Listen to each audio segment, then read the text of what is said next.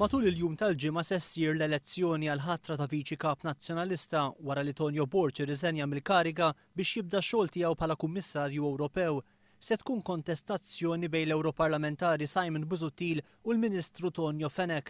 Fl-aħħar sigħat intensifikaw ruħhom it-tentattivi ta' Busuttil u Fenech biex jirbħu l-vot tal-Kunsilliera Nazzjonalisti. Simon Busuttil qed iwassal il-messaġġ lill-Prim Ministru fdaħ biex jikteb il-programm elettorali nazzjonalista tal-2008 u anki tal-elezzjoni li ġejja.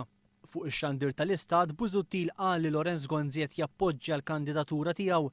Int għandek l-appoġġ tal-kap tal-Partit Nazzjonalista? Jiena nħoss li għandi, għax li kieku m'għandix kien se jagħmilni delegat speċjali tiegħu din is-sena. Il-Ministru Tonio Fenech iżda kien aktar speċifiku fid-dikjarazzjoni tiegħu dwar l-appoġġ li qed jagħtih il-Prim Ministru.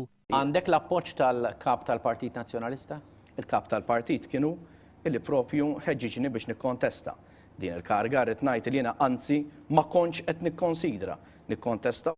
Fenech qed iwassal il-messaġġ li Lorenz Gonzi fdaħ bil-finanzi tal-pajjiż fi żmien ta' kriżi internazzjonali u issa l-Prim Ministru jemmen li l-Partit Nazzjonalista għandu bżonn lilu bħala viċi kap. Dina kont mal-Prim Ministru fil-bidunet kont anki involut propju fil-kamp tiegħu biex jiġi elett kap tal-partit ġifier lealtà tiegħi leħija b'mod assolut u żgur ma kontx qed infittex il-kariga.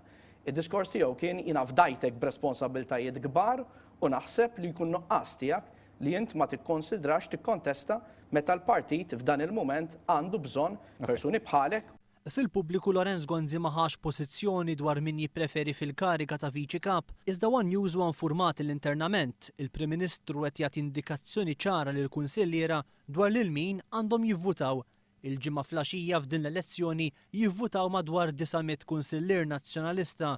Jekk ħadd mill-kontestanti ma jakkwista 2/3 tal-voti, ikollha ssir it-tieni sessjoni tal-elezzjoni matul il-jum tas-Sibt.